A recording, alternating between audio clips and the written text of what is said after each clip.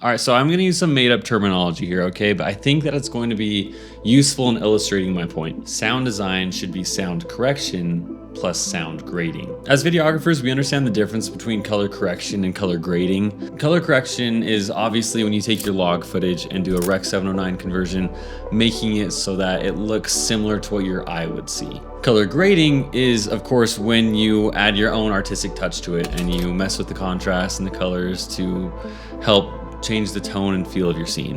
And I think both of these can be applied to sound design, where you can have sound correction and sound grading. And I'm going to show you an example of this. So I put together this example clip of this guy walking up to his truck, hopping in, starting it up, doing a little sequence, and then tearing off out of the frame. And so if we think of sound correction the same way as we think of color correction, then what we would do right now for sound correction is we would place the sounds into the scene that we'd expect to hear if we were actually there.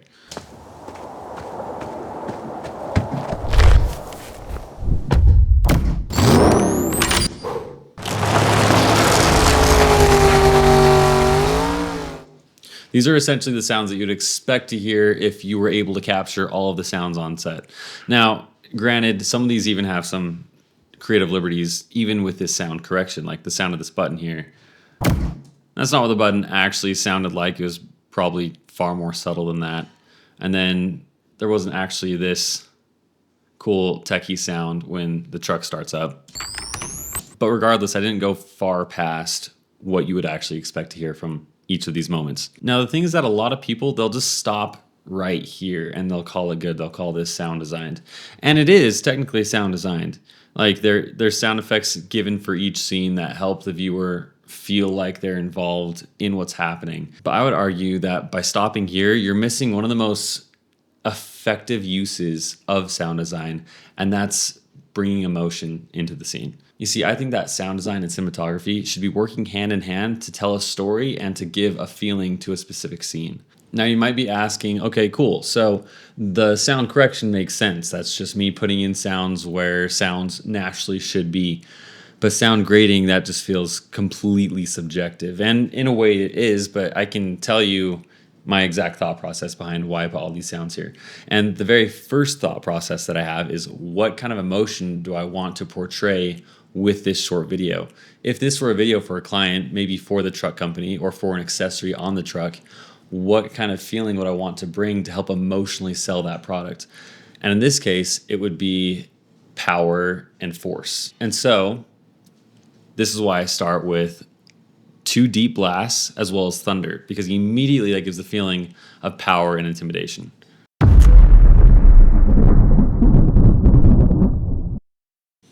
And then we want to feel like starting this truck is an event, and it's something that builds suspense as we approach that event. So I have these 2 risers down here.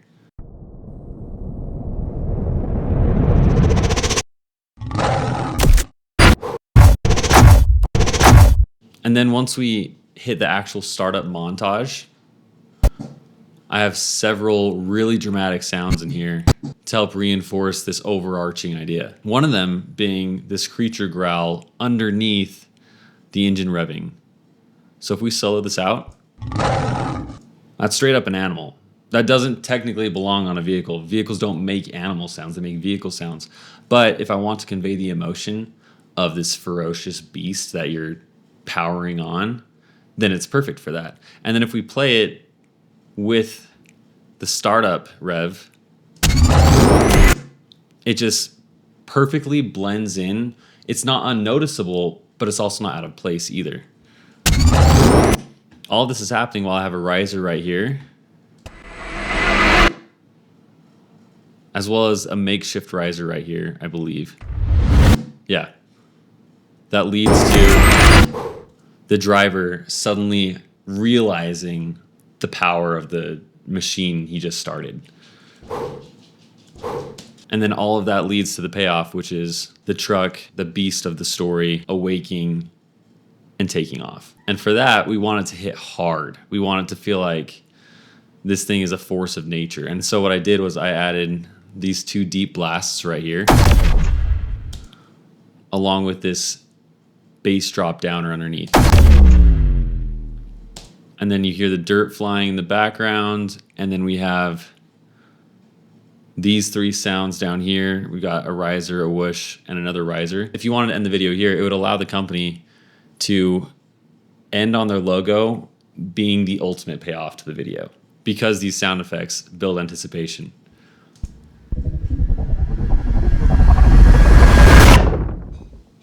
In fact, I think on over here, yeah, I have one last piece right here, which what we could do is, let's change this to orange.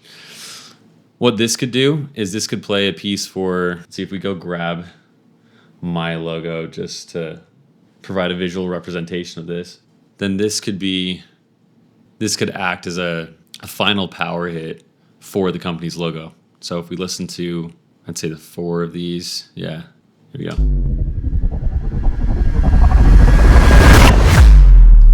Oh, hold on.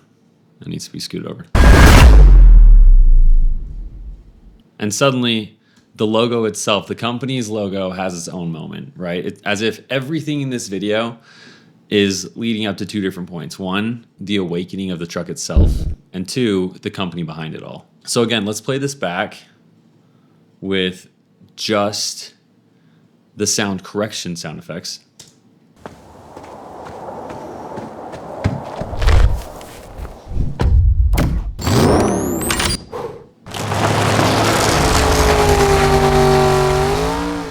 Versus sound correction plus sound grading.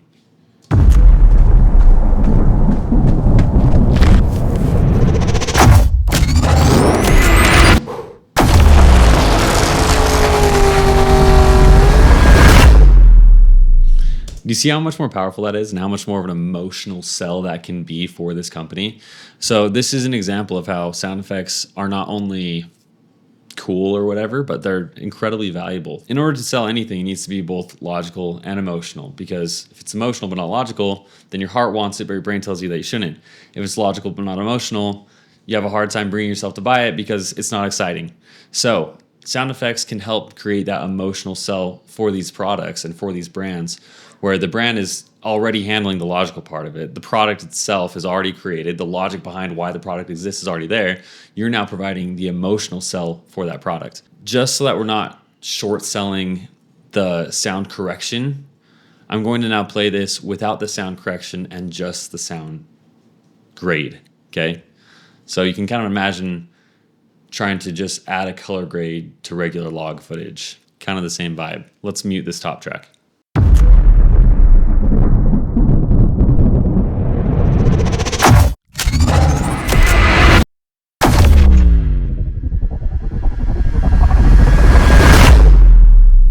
It's like you can almost get away with either one on its own, but together, suddenly they create a full sound design. So I'm not saying that you shouldn't do sound correction by any means. I'm saying if you're doing sound correction, don't stop there. Involve sound design too. Both of them are completely necessary, especially if you want your videos to sound professional. So yeah.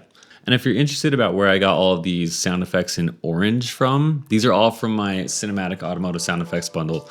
You can find a link to that bundle down in the description below. It's $50, comes with a bunch of cool sounds that I always use in my automotive edits. So that's my rant. I hope this helps, and I hope this provides value for your business and your clients, because it's definitely provided value for mine. Leave any questions and comments, and I'll see you next time.